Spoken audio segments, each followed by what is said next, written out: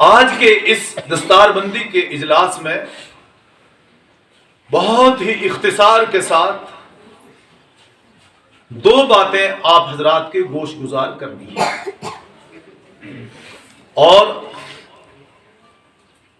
انہی دو باتوں کو ملحوظ رکھتے ہوئے میں نے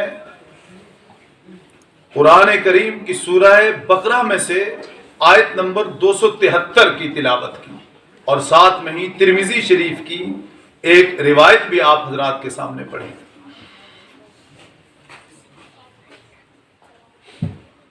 اس آیت کریمہ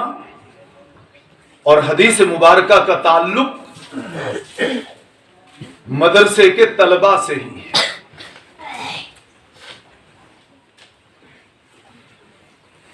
جنہیں مہمان رسول صلی اللہ علیہ وسلم کہا جاتا ہے۔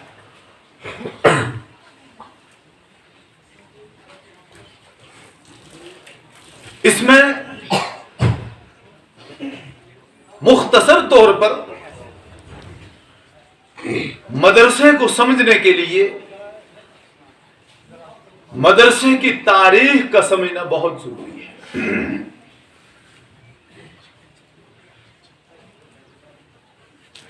نبی اکرم شفیع اعظم حضرت محمد الرسول اللہ صلی اللہ تعالی علیہ وسلم کو جب مکہ مکرمہ میں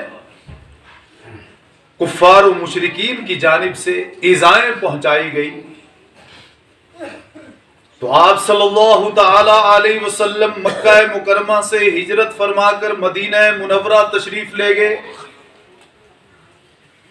مدینہ منورہ کے انصار نے، اہل مدینہ نے آپ صلی اللہ تعالی علیہ وسلم کا والہانہ استقبال کیا۔ سب سے پہلے مدینہ میں داخل ہونے کے بعد ایک مقام ہے، ایک بستی ہے جس کو قبا کہا جاتا ہے۔ قبا کی بستی میں رسول اللہ صلی اللہ تعالی علیہ وسلم نے چند روز قیام فرمایا، اور اس قیام کے دوران وہاں پر مسجد تعمیر کی، جس مسجد کو مسجد قبا کہا جاتا ہے۔ پھر آپ صلی اللہ تعالی علیہ وسلم اپنی سواری، جسے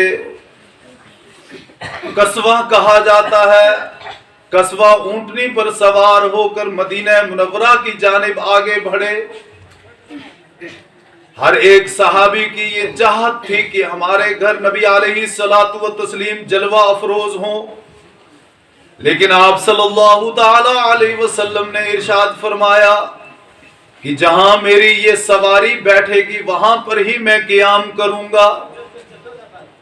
جس طرح اللہ کے حبیب اللہ کے حکم کے تابع چلتے ہیں، اسی طرح سے اللہ کے محبوب کی سواری بھی اللہ رب العزت کے حکم کے تابع چلتی ہے۔ یہ اونٹنی چلتے چلتے حضرت ابو ایوب انصاری رضی اللہ عنہ کے مکان کے صحن میں بیٹھی۔ نبی علیہ السلام نے فرمایا اب ہمارا قیام یہاں ہی ہوگا۔ ابو ایوب انصاری رضی اللہ عنہ کے گھر میں آپ صلی اللہ تعالی علیہ وسلم نے قیام فرمایا، اور سب سے پہلے آپ نے جو مشورہ طلب کیا اور اس مشورے میں جو فیصلہ ہوا، وہ فیصلہ یہ نہیں تھا کہ میرا مکان مدینہ میں تعمیر ہو، یا پھر صحابہ کا گھر تعمیر ہو، یا میری ازواج مطہرات کے گھر یہاں پر تعمیر کیے جائیں، بلکہ سب سے پہلے نبی علیہ السلام نے ارشاد فرمایا کہ ہم مدینہ منورہ میں اللہ کا گھر یعنی مسجد تعمیر کرنا چاہتے ہیں۔ تو نبی علیہ السلام کی اس آواز کے اوپر دو یتیم بچے سہل اور سہیل، انہوں نے اپنی زمین وقف کر دی کہ ہم اپنی زمین مسجد کے لیے دیتے ہیں۔ نبی علیہ السلام کو معلوم ہوا کہ یہ بچے یتیم ہیں، اس لیے آپ نے مناسب نہ سمجھا کہ ان کی زمین کو ہم اس طرح سے فری میں قبول کریں، لہذا آپ صلی اللہ تعالی علیہ وسلم نے صحابہ کرام رضوان اللہ تعالی علیہ مجمعین سے فرمایا کہ ان کو کچھ نہ کچھ اس زمین کا دینا چاہیے۔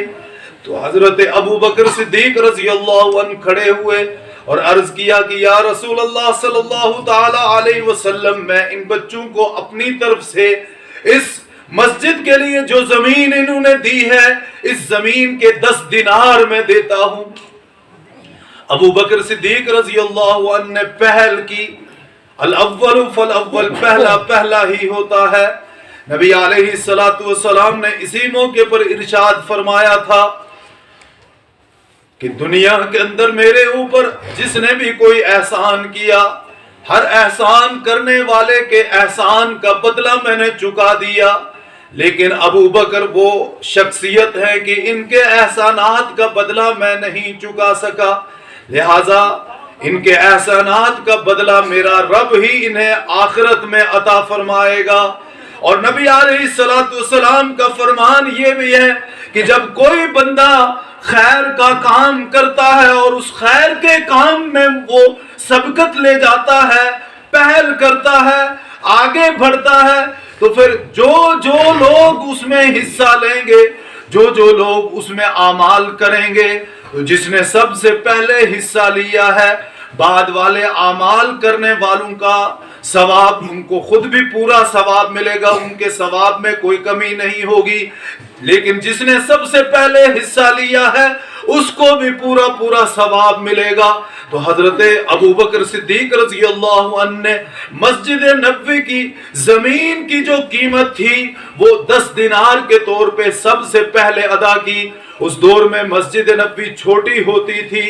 اور کھجور کے پتوں کا چھت ہوا کرتا تھا، لیکن آج جو مسجد نبوی ہے اس مسجد نبوی کے اندر 20 لاکھ کے آس پاس لوگ نماز ایک وقت میں ادا کر سکتے ہیں، اتنی بڑی مسجد ہے۔ اور مسجد نبوی کی نماز کا ثواب کتنا ہے؟ ابن ماجہ کے اندر روایت موجود ہے، نبی علیہ السلام نے ارشاد فرمایا کہ جس شخص نے گھر میں نماز پڑھی اسے ایک نماز کے بدلے میں 10 نمازوں کا ثواب ملے گا، اور جس شخص نے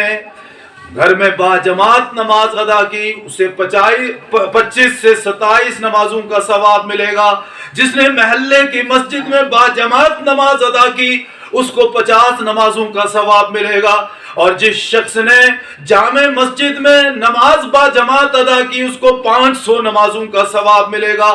اور جس شخص نے میری مسجد یعنی مسجد نبوی کے اندر ایک نماز ادا کی اس کو 50,000 نمازوں کا ثواب ملے گا، اور جس نے مسجد حرام کے اندر ایک نماز ادا کی اس کو 1,00,000 نمازوں کا ثواب ملے گا۔ تو مسجد نبوی میں ایک وقت میں ایک نماز ادا کرنے کا ایک فرد کو 50,000 نمازوں کے برابر ثواب ملے گا، اور جس نے 5 وقت کی نمازیں ادا کی گویا کہ 2.5 لاکھ نمازوں کا ثواب ایک شخص کو ملے گا، اور پھر 20 لاکھ لوگ مسجد نبوی میں بیک کے وقت نماز ادا کریں گے تو 50 سے 20 لاکھ کو ضرب دیجئے تو کتنا اجر و ثواب بنتا ہے جو شمار سے بھی باہر ہے۔ تو ابو بکر صدیق رضی اللہ عنہ نے پہل کی، اور جتنے بھی آج نماز ادا کرنے والے مسجد نبوی میں نماز ادا کرتے ہیں ان کو اپنی نمازوں کا ثواب تو ملتا ہی ہے، لیکن حضرت ابو بکر صدیق رضی اللہ عنہ کو ان سب کی نمازوں کا، ان سب کی تلاوت کا، ان سب کے درود و سلام پڑھنے کا، ان سب کے ذکر کرنے کا ثواب ان کے نامہ اعمال میں بھی لکھا جاتا ہے، کیونکہ انہوں نے پہل کی تھی۔ پھر اس کے بعد مسجد شروع ہو گئی، اور نبی علیہ السلام نے مسجد کے بعد جو دوسرا مشورہ کیا وہ دوسرا مشورہ یہ تھا کہ اس مسجد کے ساتھ مدرسہ بھی ہونا چاہیے، تو باہر ایک چبوترا بنا دیا جس کو ہم اپنی زبان میں تھڑا کہتے ہیں، اس کے اوپر کھجوروں کے تنوں کو کھڑا کر کے اور اوپر سے کھجوروں کے پتوں کا چھت ڈال دیا، اور اس صفہ کے اوپر، اس چبوترے کے اوپر، اس تھڑے کے اوپر صحابہ کرام رضوان اللہ تعالی علیہم اجمعین نبی علیہ السلام کی خدمت اقدس میں حاضر ہو کر قرآن سیکھا کرتے تھے، دین سیکھا کرتے تھے، احادیث مبارکہ آپ صلی اللہ تعالی علیہ وسلم سے سنا کرتے تھے، شریعت کا علم حاصل کیا کرتے تھے۔ تو یہ مدرسہ جو نبی علیہ السلام نے مسجد نبوی کے ساتھ میں قائم فرمایا، جس کو مدرسۃ الصفہ کہا جاتا ہے۔ یہ مدرسۃ الصفہ اسلامی تاریخ کا سب سے پہلا مدرسہ ہے، اور اس مدرسے میں تعلیم حاصل کرنے والے طلبہ کو، صحابہ کو اصحاب صفہ کہا جاتا ہے۔